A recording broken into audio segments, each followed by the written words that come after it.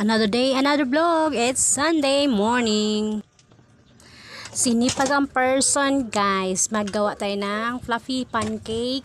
So, first thing first po ay kailangan may ingredients ka. Simple ingredients lang naman.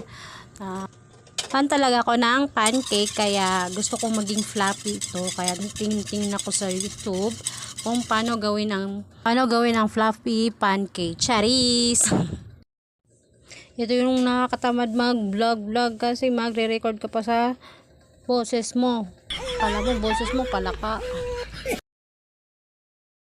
Ang tips pala niyan ay yung egg white, pabatilin mo kasama ang sugar hanggang sa maging creamy ito at maging double volume na siya. Egg yolk tsaka vanilla and milk. So, i-mix na natin ang mixer para ma-combine na siya. Okay? Wow! Kita mo yan? Kinain mo. So, ayan na.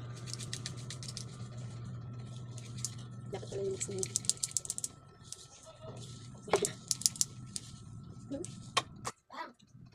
Yes. So, ganito na ka-smooth. Let at least rest. Mga 30 to 45 minutes. Luto na tayo! So, pagkain na kawali. Tapos magkakain ng tissue with mantika with tissue. Ayan natin. And, wow, yun naman. Try natin kung maging fluffy ba talaga.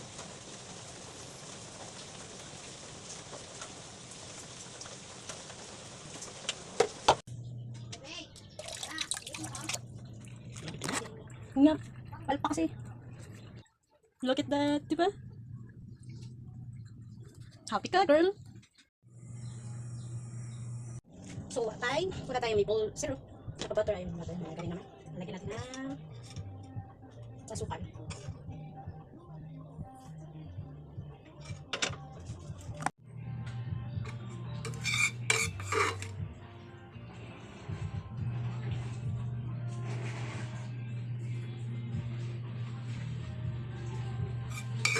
Masyadong matamis.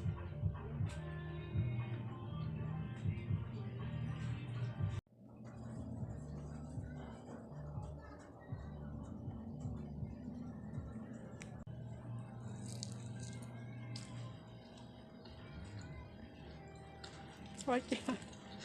Worth it.